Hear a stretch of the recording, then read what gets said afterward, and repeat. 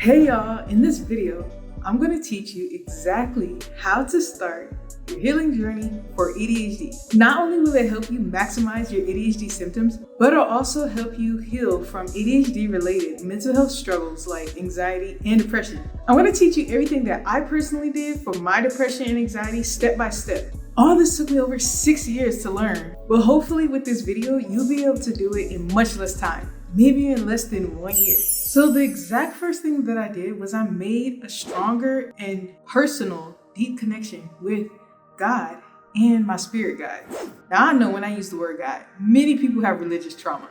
Many people associate God with a specific religion. I'm not gonna call any names, but you know what I'm talking about. But I just use that because that's the most common term. Whatever God is to you, follow that.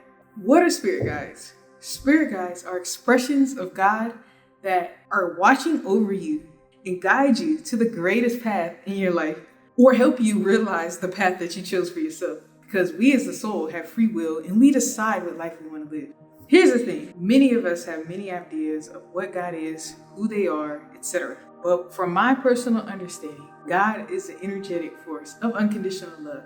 It is so important to have a personal relationship with God because that is the best way to accelerate your spiritual journey and have a true understanding of God's guidance for you and how God is going to play a major role in your life. So what I personally did is I asked God to prove to me their existence. And they did. Sometimes their existence will show up in subtle ways. You might miss it. So it's very important to pay attention. As far as spirit guides go, what I did exactly was I went to sleep one night, listened to 963 hertz, pure tone, no music and fluff on the background. And I put it on a volume that was comfortable enough for me to sleep in. And I listened to it throughout the night. When I woke up in the morning, I said a prayer to my spirit guides. It was something along the lines of, "Dear spirit guides of high truth and compassion, love and light, I ask that you come into my life. I invite you to take control of my life and guide me to my greatest path." This is actually a very powerful prayer. Do not take this lightly because it will completely change the rest of your life in the best way ever. What will happen days later after you have that prayer is you will begin to see signs. Some of the most common signs are feathers falling from the sky right before you, finding coins randomly on the ground, especially those of higher value like a quarter, seeing angel numbers, especially the smaller ones like 11, 22, and 33. There's other signs too, but those are the ones that I personally experienced. Also, when I invited God and asked God to prove to me, I began having dreams of God, but more on dreams later. Then, which amplifies your connection to them and helping you out, is getting to know who they are. Ask who their names are. That's what I did. How many are they? What kind of things do they like? Some of them might actually be popular deities. Some of mine were Lord Shiva. Lord Shiva is one of my spirit guides. I learned about Lord Shiva and all the things that he likes, which led me to my religion of choice, which is Hinduism. Speaking of religion of choice, I want to speak on that aspect because, as I said earlier, many people have this idea in their mind of what God is and they attach it to a specific religion. No matter what religion or spiritual practice you follow, God is in all of them. Unfortunately, many religious fanatics will try to steer you away from that and tell you the false idea that following a different religion is not following the true God. And that is just not true. A lot of these ideas about who God is and what God's like is passed down from human beings, disguised as God's word. Many people have dissociated and fallen so far from understanding who God is that they don't even realize their conception of God is actually man-made. They worship things that are created by man and reject the things that are created by God. They think that books and words are God itself and will say things like, well, it's inspired by God. But the irony is they will say this, and yet every religious text is supposedly inspired by God, and yet they won't read any of them, but only that one they like. So when you take that in consideration, if you're on the spiritual journey, you have to understand that some of these people are lost, and they don't understand that no matter what path you take, your connection with God is personal and it will lead you to the right path because the voice of God is spiritual. It's not in the book and it's not in text. The reason why I put so much emphasis on this is because when I began my spiritual journey and I got deeper into it, The path of Hinduism found me. I didn't find it. When I started diving deep into Hinduism and Hindu practices, I had some people of other religions try to talk me out of it and speak negatively about it. Had I let them talk me out, I would not have had some of the blessings and gifts that I received from doing these practices. No one else's validation matters other than your own. And the Lord said, also keep in mind, when people come from a place of trying to instill fear in you to get you to do something, that is not coming from a place of God. That is not coming from a place of a higher power. You're going to disconnect yourself from your personal relationship. And sometimes your personal relationship might be popular religions or unpopular religions or no religion at all, or you just have a connection with your higher self, and that is perfectly fine. You might not even believe in God. You might be an atheist, and that is your version of God, that you are that God, the highest version of yourself. As I said, it's personal and it's unique to you. The next thing that you do, and it's very important, especially those with mental health struggles like ADHD, anxiety, depression, is developing a meditation practice. I say this almost in every video, and it's because it is so important.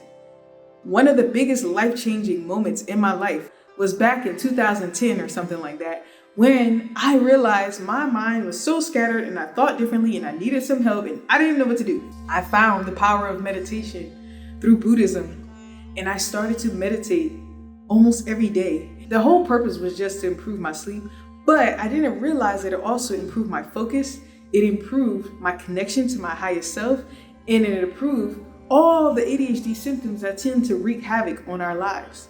Meditation is required when you have ADHD. It is not an option. It is required. And I say this because I see with my own little eyes people in my life who do not have a meditation practice, who have ADHD. They are horrendously unfocused. Their memory is terrible. Basically, all of the negative ADHD symptoms began to control their lives in a bad way instead of them taking control of it in a good way. Also, meditation is extremely important when you have depression and anxiety because it helps you to pinpoint the things that are causing this perpetuating cycle of unhappiness and anxiousness and all the negative things that you don't want with these mental health problems. So meditation is so important. It's so easy to start. All you have to do is pick right here on YouTube a video every single day. It can start as small as 5 minutes. 5-minute guided meditation, and you can build your way up every single day, something different to keep yourself entertained, because you know how us ADHD people are. We need something to keep us entertained or we get bored easily. And keep on meditating over and over and over again. Keep it up. No, you're not going to be perfect. No, you're not supposed to push thoughts away. Just start becoming aware. Just start by becoming aware. Notice your thought patterns. Notice your body. Notice your environment. Become fully immersed in everything that is you. That's how you start meditating. Don't overthink this, you got it. The next thing, and this was something that I didn't even consider, and I don't think most people consider at all, but it's honing and realizing your spiritual gifts. Most people know of clairvoyant, people who see things, the seers. There's multiple different ones, you can look them up. There's clairaudience, which is clear hearing, clairgustance, clear tasting, clairsentience, clear feeling, clairvoyance, clear seeing. Claircognizance is clear knowing. Clairalience, clear smelling. Almost all of them fall under one of those things. And when you learn about your own personal one, because we all have ones that we are personally good at, you will begin to hone those skills. As I said, you'd had it your entire life. You just have to realize it fully what it is. Begin learning with your intuition. Despite whatever gifts you have, everyone has intuition. Many people ignore their intuition because they're too busy trying to do what they think they're supposed to do, what society tells them to do, what their parents tell them to do, what is the social norm, everything but what their true self is trying to tell them to do. The first thing that you can do to start listening and understanding your intuition more is by acting on that first thought. I'm sure we've all done this. You ever taken a test and you had an answer and you circled A and you were like, wait, that was not A. And you erased A and you circled C. And then you get the test back and you find out that A was the right answer and C was wrong. That was your intuition and you ignored it. It's typical. Your intuition is always the first thought.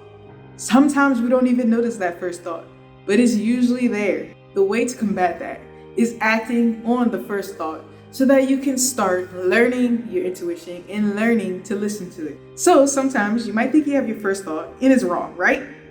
So this goes into the next part of it, is paying attention to how you feel before you act on that first thought. Do you feel anxious? Do you feel fearful before you acted on that thought? Or do you feel excited? Does it feel right before you acted on that first thought? That could be a clear indication of whether it's right or wrong. Usually, whenever we're feeling afraid on acting on something, that means it's probably wrong. Listen to how you feel.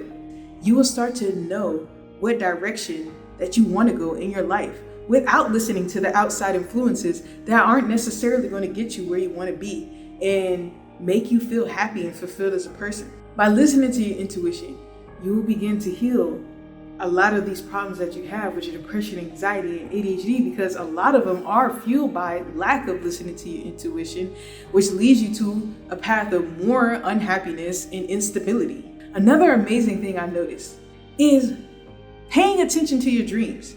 Dreams are very powerful. When you dream, you're not just going to sleep and you're in your subconscious mind. You are going to a higher dimensional state. When you're in the state, you can see many things. You can also see your subconscious mind. You can see the future. You can speak to other people in your life.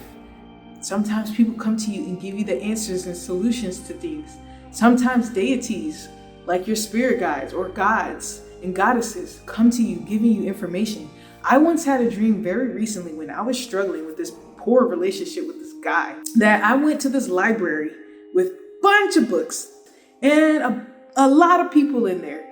And one of the women who I usually see in my dreams, I call her mom, came to me and she handed me a book. Just yesterday, which is crazy, I realized that that book was the book of my life. I thought it was a book of love, but the reason why it was because in that page in my life, it was telling me about a time frame where I was following an unloving relationship and I stayed in it until it became very toxic and very bad for my health.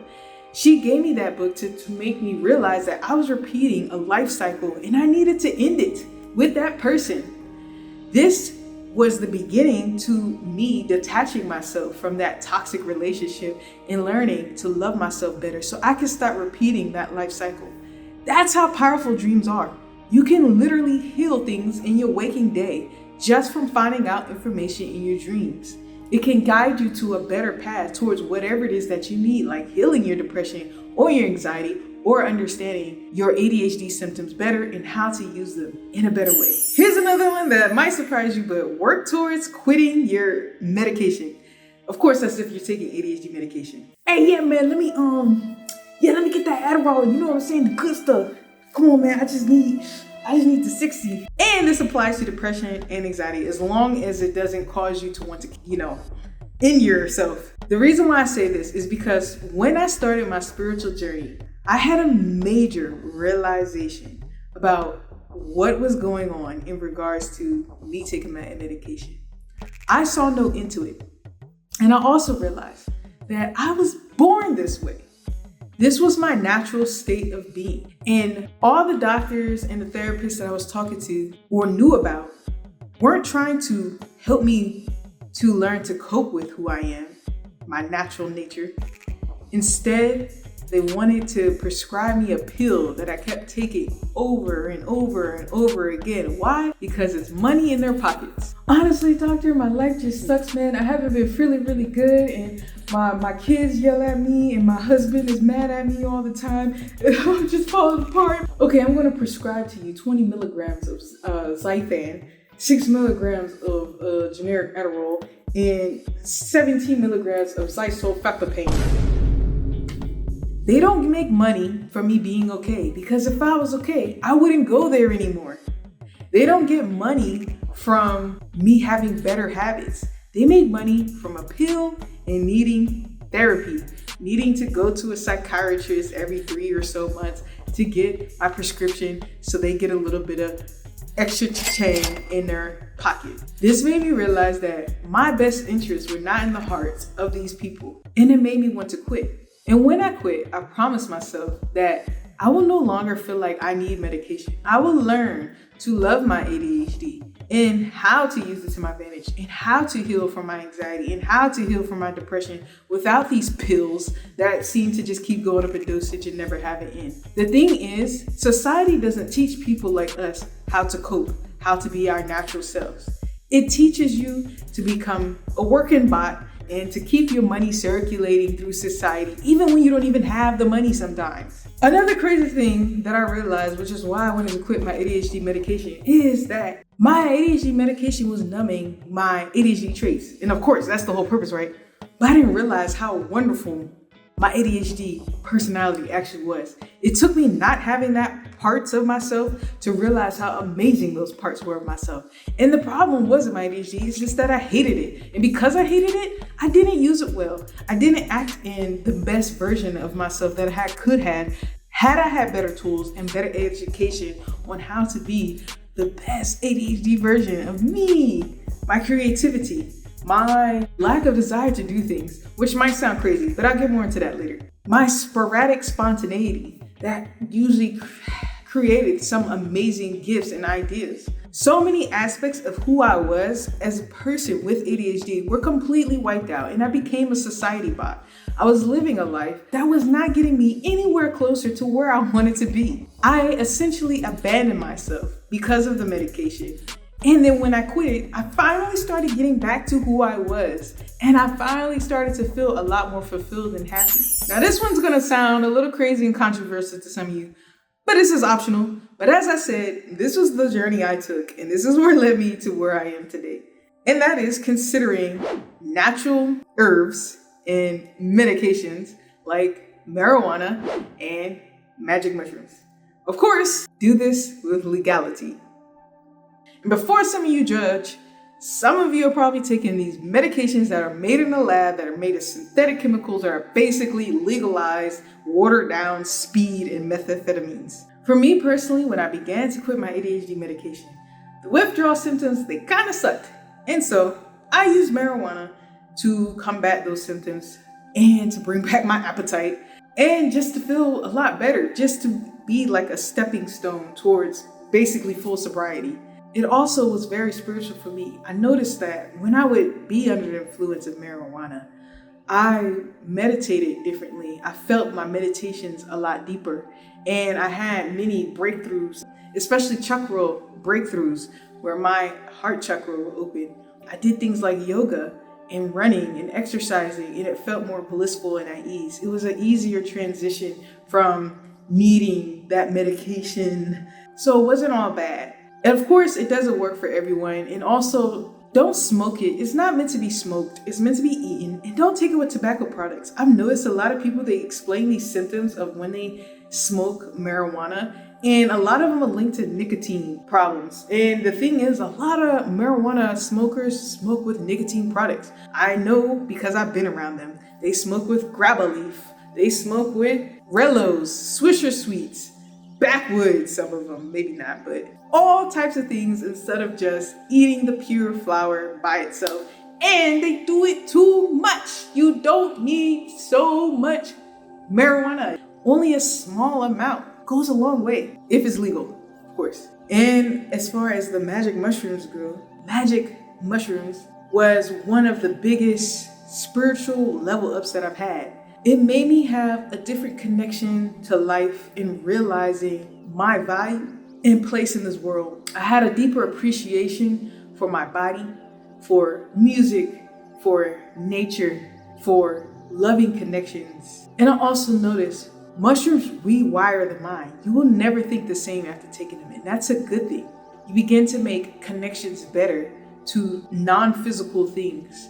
You begin to realize God's true creation, not these books and symbols and all that, but God's creation, like the trees, like the earth, flowers and plants, and how we are very connected to that, and how we need to have more respect for it, and how it can help us become better versions of ourselves. And it gave me a minor ego death. I detached more and more from my body and connected more and more to my soul. Because when you're on shrooms, there is a bit of a disconnection from the body. It's either full connection, which can't be explained, only experienced, or complete disconnection. And when that happens, you realize the polar opposites of existence.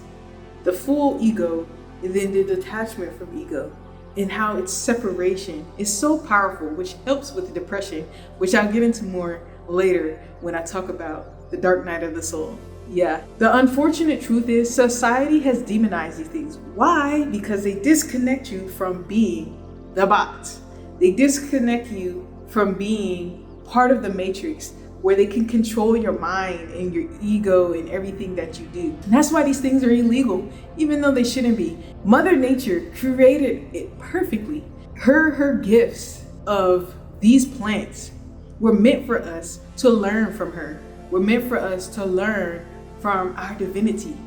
And when you take these things in an appropriate way, like I said, it will help you to heal on levels that are so much deeper than just the mind. Full body, full connectedness healing, all in the crown chakra, baby. I got the purple on for the crown. After I quit my medication and started getting more spiritual woo-woo, I began to realize my ADHD is a gift. It's a blessing from God. And I didn't see it at first because I didn't understand it. Even the bad things are a blessing from God. And I want to go over the 3 most common ones that I feel like most people hate and why it's actually a good thing when channeled in the right way. The first thing is forgetfulness. It can get really, really bad, but it can be used in a good way when channeled properly. It's not about seeing it as bad. It's about seeing as how can it be used correctly. So instead of forgetting important dates and forgetting important things, which it all gets improved through meditation, because of the act of meditation and focusing on different things, aspects of the mind, aspects of your environment, you're strengthening that focused mindset. And so you can use that and focus on the things that you should forget versus the things you should remember. For instance, if you're struggling with some extreme trauma in your life, you can channel that energy in learning to forget that emotional connection to how terrible that was. Not necessarily forget that maybe that person was dangerous or whatever, but just forgetting your attachment to it. Because the more you strengthen pathways in your mind, as I said in one of my videos, to negativity and negative things in your life, the more energy goes to it. And the more you give that energy, the less energy goes to other things, like important things, like learning a new language. It's better to forget certain things to make room for new things and strengthen narrow pathways to other things. It also helps with forgetting negative things people said to you. If someone ruins your day by calling you a poophead or something, I don't know. It's better to just forget that. Like, who cares, man? Your lack of focus is also a good thing. I know many of us struggle with focus on certain stuff, but as I said, if you can channel that energy, you can use it in a good way. But what I have noticed with people with ADHD is that we don't necessarily lack focus. We just are focusing on too many things at once.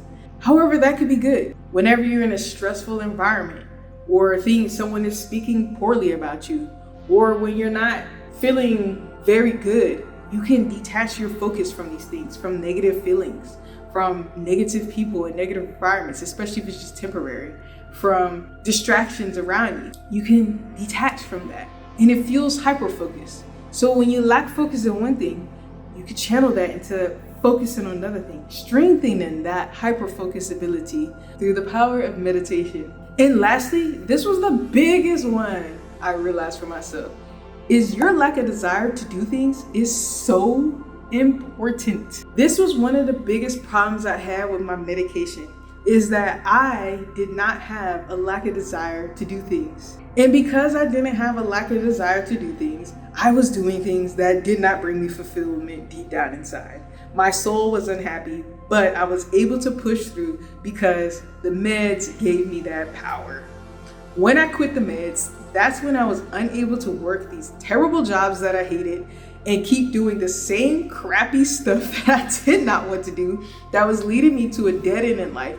And I was only able to focus on what it is that I actually wanted. Now, for some people and in some circumstances, this can be very difficult. You might take on a slightly more difficult life, but it also will give you motivation to strive for your goals.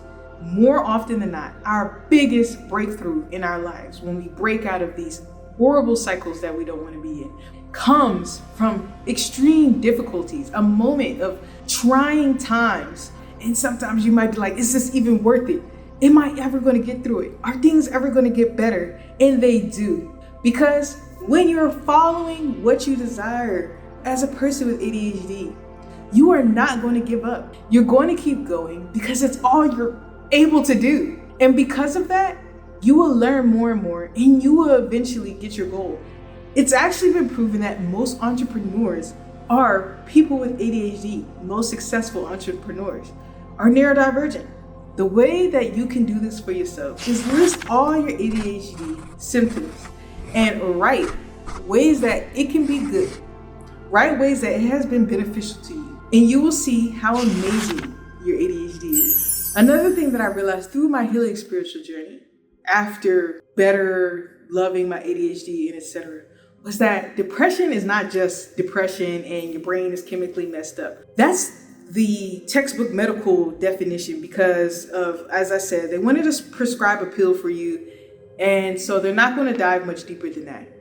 But one thing that I had an awakening and realization about is that depression is a reaction to the dark night of the soul, which is an episode where your ego and your soul are fighting each other. What do I mean by that? Basically, when you are living a life that is unfulfilling to your true self, you're going to feel depressed. When you're living in situations that are not growth for your soul, you will feel depressed. And you're staying in them because the ego is keeping you trapped and your soul is cussing you out.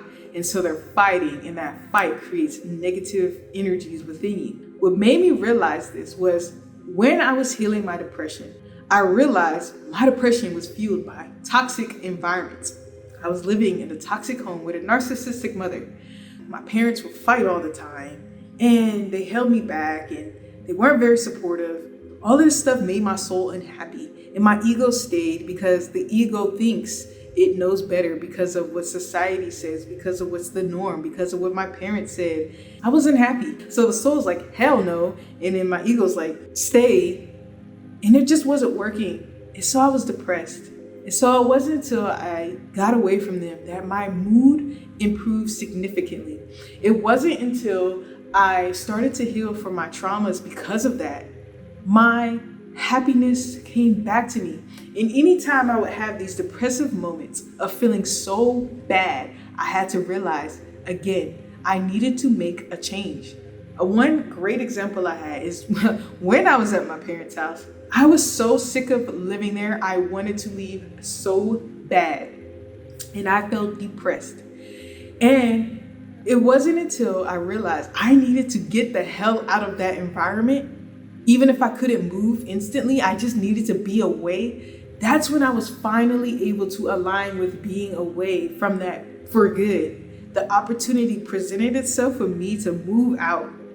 And that's when my happiness returned. When you're living outside of your soul's path, you will feel depressed. And it's not because you're depressed, it's because you're fighting your soul's desires. Something has to change. Either your patterns, the people you're around, your environment, whatever it is you're doing, something has to change in order to relieve yourself from that depressive feeling. When I got away from my parents, the next thing I had to do was heal from my trauma. Getting away was a great step. Don't get me wrong. There was a lot of baggage in here. I had to learn to let it go. And I had to learn to heal from it. First thing I did was pray. I got so deeply spiritual connected with my own relationship to God. And I prayed and I did mantras and I asked God for healing. I asked God for help. I asked God for everything that I needed to become a better version so that this was not holding me back anymore and keeping me feeling bad. Prayer is powerful. Your words are powerful. And when you're coming from a place of humility and asking for help, God will deliver. That's why I said, make a personal connection with God and your spirit guides in the beginning, because once you get to this point, it'll be so much easier for you to ask and then receive, and know how to ask and know how to receive and know when you are receiving, because that's very important too. Because a lot of people don't realize when God is blessing them. Allow yourself help. For me, I struggle significantly with codependence. And so I needed help with that. So I asked God to help me, and God guided me to Codependence Anonymous. I didn't even know that existed, but that's the way God works. And through that, I healed from my issues with my relationships. And once I started doing that, some of my relationships either ended that needed to end, or they came back that were meant to come back, and they became much better. And it's because I asked for help and I allowed myself to be helped. Healing your trauma heals anxiety. Anxiety is not just something that just comes and just haunts you like some creepy little monster that sneaks up on you like, ah. Anxiety is triggered by thoughts, negative thinking. Most people are not aware of the thoughts that are in their mind. They don't pay attention to it. They don't notice it. And because of that, they don't realize their thinking is causing their anxiety. Meditation helps with that because you're becoming aware of your thoughts. But once you become aware of your thoughts, you begin to realize what thoughts are triggering my anxiety.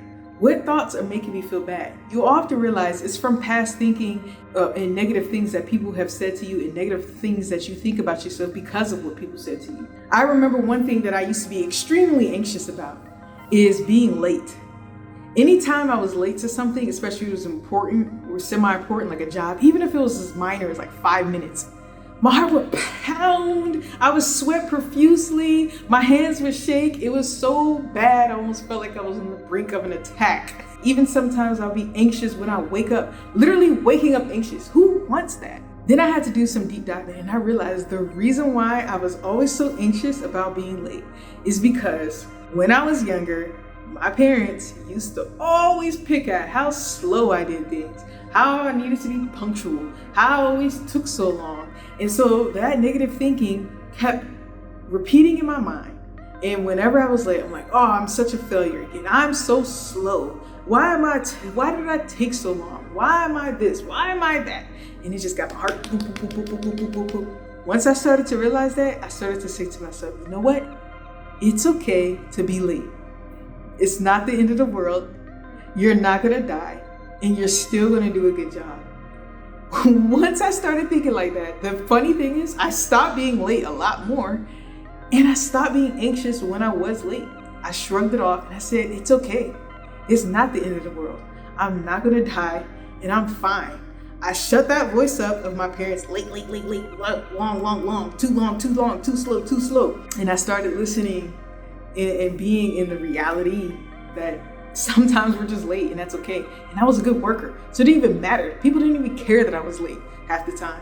Really, you have to realize where are these anxious thoughts coming from? Who are they coming from? And how to combat them. I have an entire trauma reframing exercise that you can do where you see the negative thought patterns, you write them out, and you combat them with the opposite thinking. I have an entire video on that. All that will be linked in the description. So I basically did this all throughout, but also I started a self-love journey. It comes with the spiritual journey. The first thing I did to start the self-love journey was write a list of 50 things that's good about myself. It's not as easy as you might think. When I started writing it, there were times where I could not think of anything. And it made me realize how much I needed to see myself as a valuable person more and more. I also realized when I did it again, which I suggest you do at least monthly, is I realized how much the things that I thought were good about myself were related and attached to other people. And that was the codependency in me.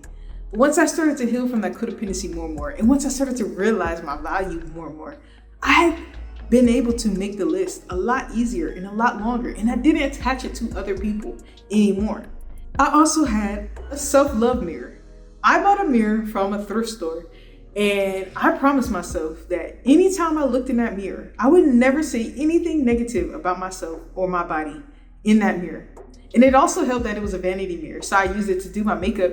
You know, us girlies, when we do our makeup, we tend to feel a lot better about ourselves sometimes. So that helped added that energy. Objects carry energy. So when you put loving energy in something, it will continue to radiate that energy. And that's why I made my promise to that mirror, because I wanted that mirror to carry positive, self-loving energy that I always kept getting reflected back to me, and I kept reflecting back to it. So anytime I looked in that mirror, more and more, I began to realize how beautiful I was. I would see myself naked a lot in that mirror. And I was like, wow, Ayana, you're so beautiful. I would point out certain parts, you know what I'm saying? But it really helped me learn to love myself. You don't have to do that, but it was a very good thing that I did. Now, this one's a little bit different from what I hear most people talk about. And that is learning to be sexually attracted to yourself. This is so important and is so overlooked, and I realized why it's such an amazing thing to do. The crazy part is when you learn that, you begin to detach your need for sexual validation from other people and just be very satisfied with yourself. You will see how attractive you are, how desirable you are, so much that all you need is you. And it's crazy that when I did this, I was able to stay celibate for years. No sexual partners, no intercourse, nothing. You do this by literally making love to yourself. Yes, it starts with the M. You can look at yourself, touch yourself, feel yourself in all kinds of ways. It's your body. It helps you feel not so disgusted about yourself in many ways, both sexually and just physically in general. Like you feel like you're too fat or whatever. You realize how wonderful the fat feels or how soft your skin is. And even if it's not soft, it'll make you want to make your skin soft just for yourself, just so you can feel it. It's really amazing how that really changes your thoughts process, and you love yourself a lot more. You love yourself so much that you even respect your body more. You don't want to just give it away to anyone, because a lot of people, when they don't feel very sexy or desirable, they just give it away to anyone. And I'm not judging anyone. I've been there. But the point I'm making is, if you want to get to a healthier place, realizing how desirable you are will keep that from happening. And you will only value yourself to the point where giving your body to someone who respects your body and not just someone who just wants to use you for those reasons. It's also very important to learn how valuable you are outside of physical attractiveness. I know that might sound weird and kind of a contradiction. The point is that when you realize that you are beautiful, it's not something that's constantly in your head all the time. Because most people who chase that all the time, deep down inside, they don't feel that. They don't feel good about themselves. They don't feel like they're sexy or attractive. And so once you get to that point of feeling like you are, then you can see other aspects that are so important. Maybe you're very emotionally intelligent. Maybe you're very caring as a person. Maybe you're a genius and you're a great scientist or an engineer. Maybe you're an amazing artist. There's so many attributes that are just as valuable as physical attractiveness. The last thing is begin thinking higher of yourself, but not better than. When I say not better than, that higher than thou, I see so often in the spiritual community, people saying these higher than thou terms like the chosen one, the gifted ones, the higher ones, the blah, blah, blah, blah. Listen, we are all on a different path and a different pace in life. No one is better than anyone. We just all have different levels to our recognition of ourselves. But at the end of the day, we are all just fragments of a higher power, of a higher being, of high vibrational energy. And not all of us have realized that, and that's cool. But don't get stuck in that. But see yourself as higher than. See yourself as your own competitor. See yourself as beautiful, but not more beautiful than someone else. We're all intelligent in our own ways, including me. I'm very gifted at this, and you're very gifted at that. Don't think you're better. Are there people out there who we might want to say, yes, I'm better than them? Yes. But at the end of the day, God loves us all equally. And that is true across every religion and every spiritual practice. So if God can love us all that way, then why can't we see the value of people despite the things that they do? May it be negative or positive. And if you're like me and you believe in reincarnation, then you know that maybe in this life, someone's pretty crappy, but they could have been amazing in another life, or they could be amazing in the next life. So never think you're better. Just think that you're better than your worst self. This is another thing, and this is daunting, but when you get to this point, it'll be so fulfilling. Taking major leaps of faith. Do things that scare you because they will change you. If you're living a life of comfort and you're never feeling uncomfortable, you're never being scared, then you're not growing. Change is the only constant.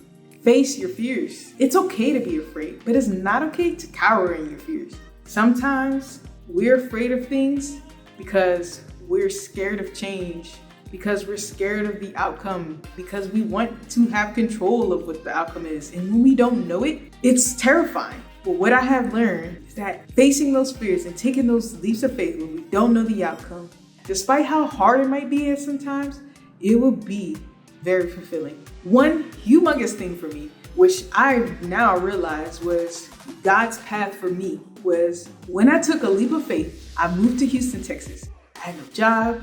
I had nothing lined up. I knew nobody here, but I kept seeing signs to come here. And I took that leap of faith. I went in my car and I drove thousands of miles from my home to Houston, Texas. And I ultimately ended up poor and in my car. At first, I thought to myself, wow, what a mistake I made. Why me? Why? And it wasn't like it was just a bunch of things that I did that led to that. It was like, it felt like it was literally ordained to be that way.